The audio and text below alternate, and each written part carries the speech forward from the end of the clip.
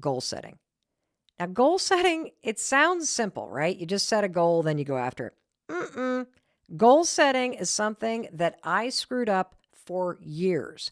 I was the poster child of making resolutions and of being all talk, no walk. I was part of the 81% of people that had bailed on my resolutions by the time January 1st rolled around. That is, until I dug into the research, read the books, studied the experts, and figured out how you set goals and do it right according to what research has to say.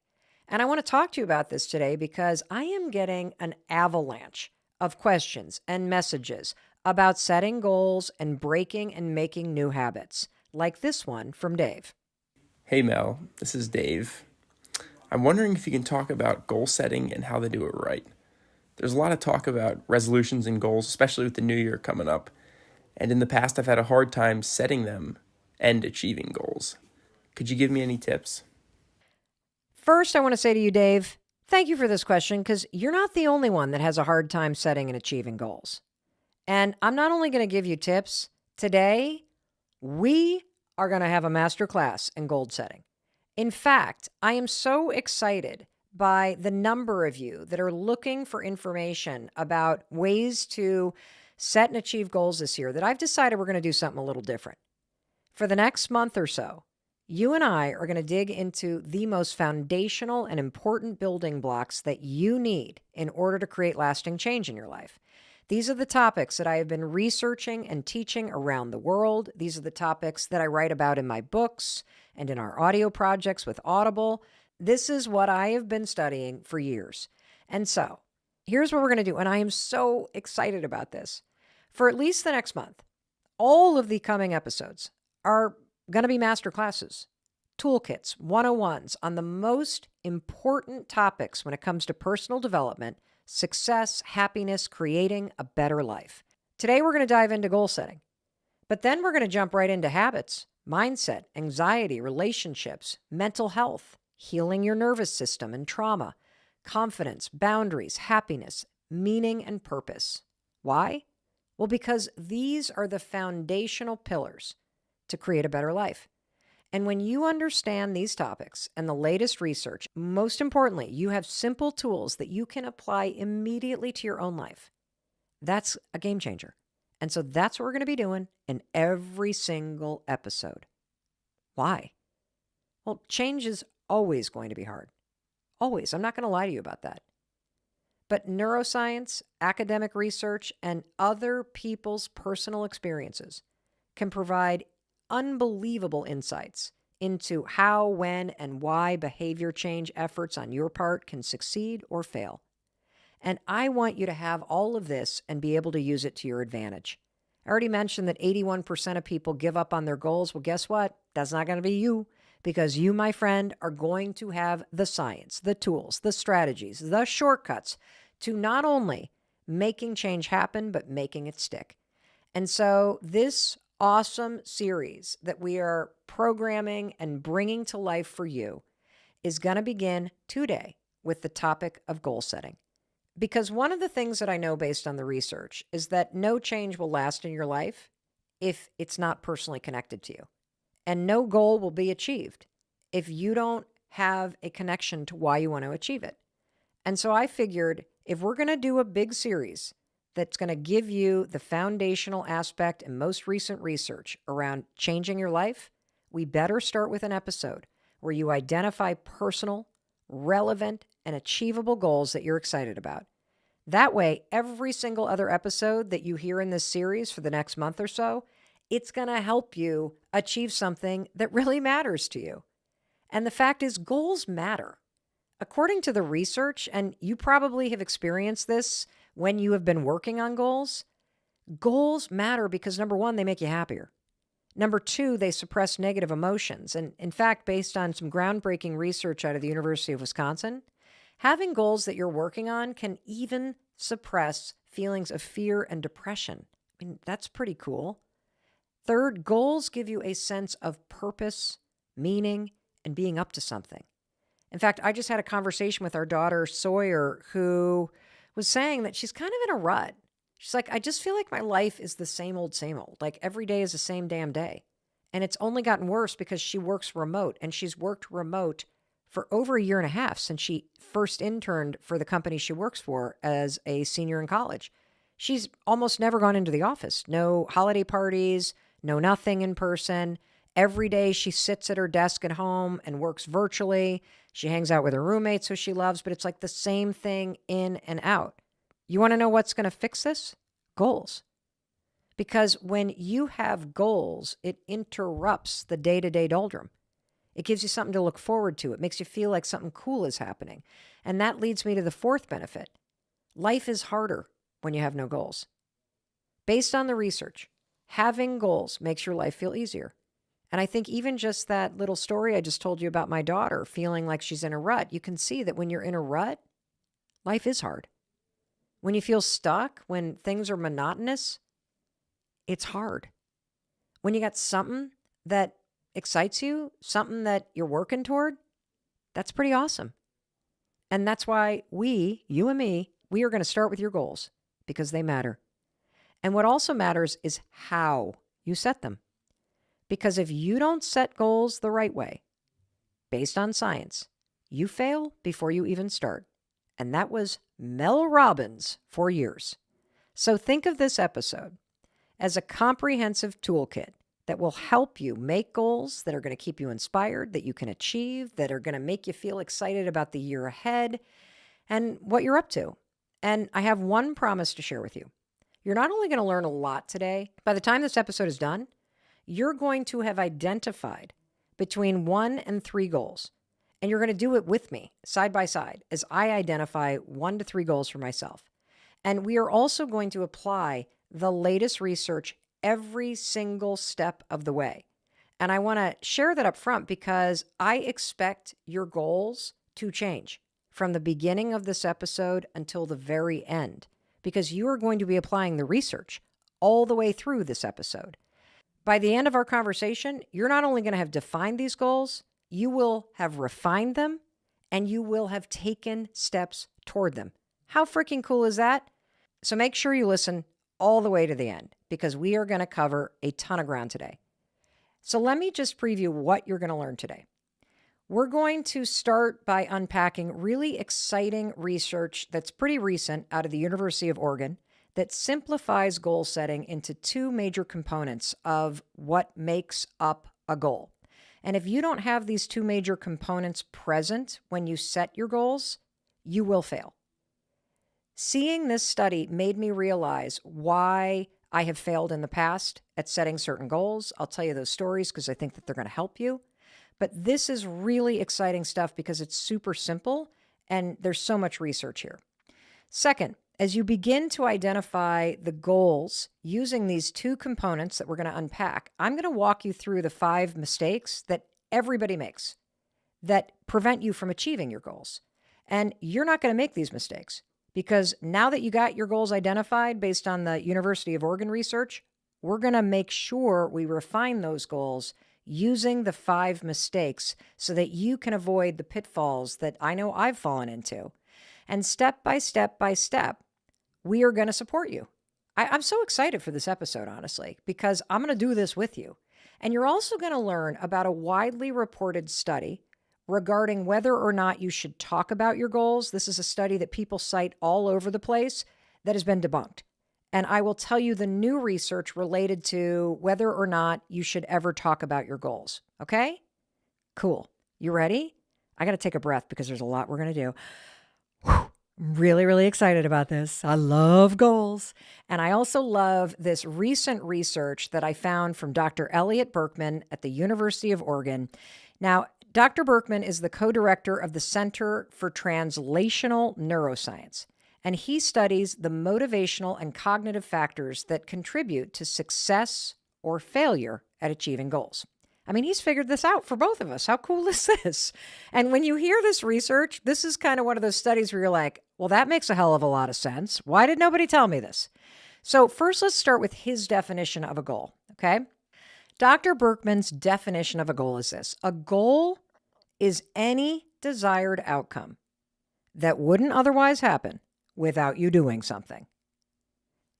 Let me unpack this. This is kind of illuminating, okay? So, a goal is any desired outcome that wouldn't otherwise happen without you doing something. So, I'll give you an example of a goal. Let's say that this was the year that you're like, that's it, I'm getting six-pack abs this year. If you have a goal of getting six-pack abs, you have to do something different. That's why it's a goal. If you have a goal of getting out of debt, for example, you have to do something to make that goal happen. Let me give you an example of what is not a goal. Watching that series that you're addicted to, right now for my family, it's Gangs of London. I don't have to do anything different to watch the series Gangs of London. You see how that's not a goal? The reason why it's not a goal is there is zero resistance. There is zero change. There's zero that I have to do differently. Goals naturally contain friction and resistance because they require you to do something new. Now, that might sound obvious, but if you don't get that a goal is going to require you to push through some kind of resistance, you're going to fail at setting them. They're going to be way too easy, okay? So let's start applying this to your life right now. I want you to think about an area of your life that you would like to improve or where you want to set a goal. So just stop and think about the coming year. What is an area of your life that you want to improve or where you want to make a new goal? I have 3 that I'm going to share with you. And one of my goals for the coming year is in the area of free time and hobbies and having fun. A second goal of mine is going to impact my health in a positive way. And the third is about my mindset and focus and clarity. So I'm going to unpack these and I invite you to listen along. And as I'm explaining my goals, think about what you're inspired to change, where you're willing to do something different. So I'm going to start with number 1, hobbies and having more fun. I really want to spend more time. One goal of mine this year is to spend more time gardening. I just love gardening, not vegetables. I like flowers, landscape. And I want to make sure a goal of mine this year is that I spend more time gardening. That's one goal. Now, a second goal that I have for this year is related to my health. And I want to stop drinking for a while this year. And I can get into more as we unpack this and go through the research, but that's a goal of mine, to really just knock off the booze for a bit. And third is about my mindset. I want to get back, this is a goal of mine, to a consistent journaling practice every single morning. There are things that I do every single morning that have zero resistance. I don't even have to think about it. I roll out of bed when the alarm rings, no resistance. I high-five the mirror every morning and set an intention. I have no resistance. I have a cup of coffee every morning, no resistance. I typically move my body most mornings, no resistance. But something that I really want to make a goal of mine is having a consistent journaling practice every single morning. That would be pretty cool for me. So I want you to now stop and think about you. What are goals that you have for the coming year that are going to require you to do something different in order to make this goal happen? Now, I want to stop for a second because I want to address something that you may be thinking right now because it's a question I'm seeing a lot. Hey Mel, how do I set my goals if I can't determine what my goals are? I absolutely love this question. And by the way, it's super common to have no idea what you want. And I'm going to give you a number of research-backed strategies that you can use to kind of cut through the uncertainty or the overwhelm or the fog in your brain and identify at least one goal by the end of this podcast that is personal and motivating to you. But I also want to talk about something that gets in a lot of people's way other than just not being sure what your goal should be, and that's perfectionism. If you're the kind of person that is constantly aiming for these crazy high and unattainable goals, that's very demotivating because super high goals, unattainable goals what happens is you don't achieve those. And so you start to feel like a failure. And perfectionism can get in your way of setting goals because you start to figure, well, if you don't set a goal, then you can't fail. Perfectionism, according to the research around goal setting, looks a lot like this. You set goals, but then you give up before you start. Or you want to set goals, but you burn all your time just kind of analyzing and analysis paralysis. Or you also just avoid the situations where you feel like you're going to fail. So here's an example. You are really wanting to take your health seriously this year. And you set a goal of going to the gym every single day and exercising for 2 hours a day. And like, you literally fail before you even start because you're trying to get it perfect. And we're going to address that. Don't you worry. So whether you're dealing with brain fog or you're dealing with perfectionism, this is super common to not really know what your goals are. So let's talk about the research, okay? These are prompts that are going to help you to relax and to dream a little bit and to lean into goals that are really going to make a difference in your life. Because I want you to have goals. They really matter. So number one, it's really important that you make sure that your goals are really aligned with your dreams. And if you can't come up with any goals that really inspire you, this is going to sound counterintuitive, but I want to invite you to think even bigger. If you allow yourself to start dreaming again, then what you and I can do, if you can identify the dream, is you and I can then use the research to scale that big, awesome dream of yours back and turn it into small, achievable goals. This is based in research.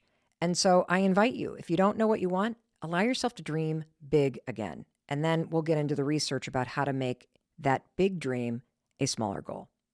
Now, here's a second tip. And this one's a little morbid, but it tends to work. If you don't know where to start, think about the end, like the real end, your death. When you think about the fact that at some point this amazing thing called life comes to an end, what do you want to have achieved in your life? When you think about it in reverse, trust me, you're not going to wish that you spent more days at work. You're going to wish that you spent more time outside or more time with family. You're going to wish that you did pick up the guitar. You're going to wish that you did take on some of the goals that are buried deep within your heart. And so if you truly feel stuck, think about your own death. Research shows that it prompts you to get in touch with what matters to you. Now, you could also, if that doesn't float your boat, you can also just get quiet. And this is based in powerful research. Basically, mindful individuals are way better at setting the right goals for themselves. And I personally believe that one of the reasons why is that when you have a mindfulness practice, whether it's a meditation practice or heck, just get out in the woods for a walk. Have you noticed that if you ever take a long walk on a beach, that by the end of that 30-minute stroll, you've worked out a lot of your problems in life because you've gotten quiet? If you get quiet, you can hear the most important sound in the world, and that's your own voice. And that matters when it comes to goal setting because the best goals are those goals that are personally relevant, meaningful, and enjoyable to you. Now, researchers have a term for this. They call goals that are personal to you self-concordant goals or want-to goals. This comes from researchers at Carleton University. I like to call these goals personal goals. Getting in touch with yourself helps you set these kind of concordant goals. They are not goals that you feel pressure to do out of obligation. I think we've all taken on those goals, right? Where you're like, all right, everybody's getting in shape. Oh, everybody's doing Whole30. Oh, everybody's doing this. Guess I better do that too. Those kind of goals don't work because you're not interested in those goals. You want goals that are in touch with something personal to you. And here's another really interesting little hack that really works. You're going to use the third person. So using a third person perspective, according to research at Cornell, can help you identify and achieve personal goals better. And so now I'm going to turn it back to you again. And I want you to use the third person research from Cornell. I'm going to use it first. And then I do want you to say your goals out loud, okay? I've already shared my goals, but let's make these Cornell University style goals, okay? And let's do the third person. Mel would really love to spend more time gardening this year. It feels kind of funny when you say that. It's almost like it's happening. Now you say it. What would you love to do? Say it in the third person in your name. Here's another one of mine. Mel has a goal to not drink at the beginning of this year. It sounds like more authoritative. It really, you got to try this. It's so wacky how this works. Mel, you know that Mel? She would love to get up every day and have a rock solid journaling routine. It's weird how that Cornell University works. And now it's your turn. Use the third person. Take a minute, hit pause, and say what you want out loud. Go ahead. It's kind of weird, isn't it, when you use your own name? And look, it's okay if it's super general. Mine are really general. Did you notice that? My goals right now, they're just things I kind of want to do. I want to journal. I want to not drink for a couple months. And I want to spend more time gardening. But by the time this episode is done, you and I are going to refine these general statements, these goals, using research. And so let's dig into this exciting research that I promised to talk about from the University of Oregon. So here's the most important thing about goals. And I love this study because it boils goals down into two things that have to be present. If these two components of a goal are not present, you're not doing shit when it comes to this goal. I have experienced this in my life. You have experienced this, and I can't wait for you to hear this. So the two components to achieving any goal is that there must be what researchers call the will and the way. The will of any goal refers to the motivational and emotional aspects of the behavior change. In other words, the why. The will is the why of behavior change. So let me ask you a couple questions that researchers kind of unpacked in this study that are going to help you really clarify the why when it comes to the goals that you're thinking about as you and I are talking right now. Why is the behavior change important to you? Why do you want to change? Why now? And I'm going to go through these and I'm going to use one of my goals, gardening. Why is the behavior change important to you? Well, it's important to me, this goal of spending more time this year gardening, because I love gardening. And I've talked a lot on this podcast about how I am addicted to being busy and it causes a lot of stress. And when I'm out in the garden, it's super relaxing. It's really creative. I love growing flowers from seed. I love cutting flowers and bringing them in. The second question, why do you want to change? I want to change because I want to be present more in my life. I want to change because I want to get serious about having more fun and being more creative. And this third question, why now? Why now? Why is this a goal now in your life? Well, for me, why now is because I just feel called to do it. I feel like if I'm ever going to break this addiction to being busy and I'm going to find more time to truly enjoy my life, I have to get serious about making that change now. Like, why wait? And so I feel called to do it. So that's the first part. And I want you to ask those questions of yourself for any goal you want to set. Why is the behavior important to you? Why do you want to change? Why now? And if you don't have an answer to those questions, that goal that you're thinking about will not work, because the will to do it, the motivation, the why, it's not going to be there because it's not personal to anything to you. Now let's talk about the second component, okay? The second component in this study from the University of Oregon is the way. And the way refers to the cognitive and informational aspects of the behavior change. I call this the how. The way is the how of behavior change. And so let me walk you through those questions. How is this behavior change going to unfold? What skills and capacities does it require? What is the specific plan for doing it? And for me, the behavior change that's going to unfold is I am going to study how to create a cutting garden. I'm going to build my own like little, what are they called? Like raised bed thingies that you kind of put the thingies in. I'm going to learn about cultivating flowers from seeds. What skills and capacities does it require? Well, a lot for me. What is the specific plan? I'm in the middle of creating the plan. And I think you can start to see as you ask yourself these questions about the goal that you have. How's this behavior change going to unfold? What skills and capacities does it require? What is the specific plan for getting this done? I think you can see that if you don't identify the how, that change ain't happening. Because willpower alone, motivation alone, it's not enough.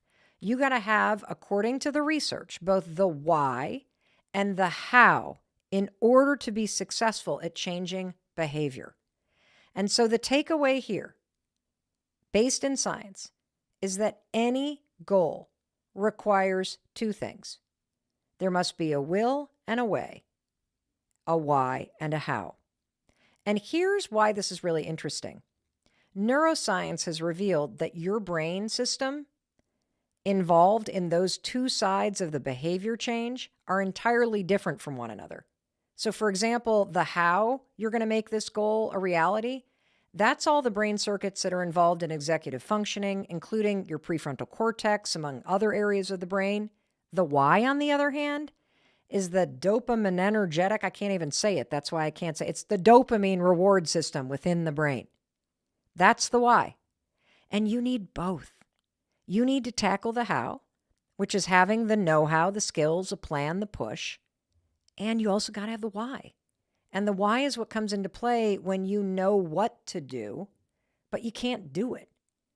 It's how you hack the motivation. And what studies reveal is that this is hard because new behaviors, they're rarely as motivating. As much as we may love to make a plan and you may love to buy a new journal, or I used to love to buy a new planner. You know, when you buy a new calendar for the new semester and it feels like the new you. I just loved the planning part. Have you ever had that experience where you're all excited to go to the gym? You're all excited to try this new routine. You're all excited for this new habit. And the day one that comes, no motivation at all. I mean, it makes sense because why would you want to try that new HIIT exercise when you know that watching Netflix, something you do all the time, is way more enjoyable? That's why having both is super important. You cannot just have the why you want to do it with no plan. That doesn't work. And you also can't have a plan and have no reason why you want to get it done. And when you really stop and think about your goals this way, having a why and a how, it's what's going to get you excited. And if you're somebody that continues to make goals, but you constantly give up on them, I'm going to tell you something right now. Those goals are not linked to something that you value, to a core belief. And the second that you make that link and you make these goals personal, holy cow, you will be unstoppable. So we've covered the two components of goals based on the research at University of Oregon. I've asked you to walk through the questions of the why and the how about the goals that you're starting to set. And I want to say something right now. If you're starting to feel like the things you wrote down in the beginning are not the goals that you want, that's great. You may change things up completely from the beginning of this episode, the middle of the episode, and the end of the episode. That's the point of this. Listening to research is not going to change your life. Applying the research will. So please, as you're gaining insight and as you're taking this, and as you're taking these tools that I'm sharing with you, and you're applying them to the way that you're thinking about your own goals for the next year, please allow yourself to change. Please allow yourself to modify the goals because that is going to help you achieve them. oftentimes what I'm sharing with you are the things that I learned the hard way. And by that, I mean by first screwing up my own life.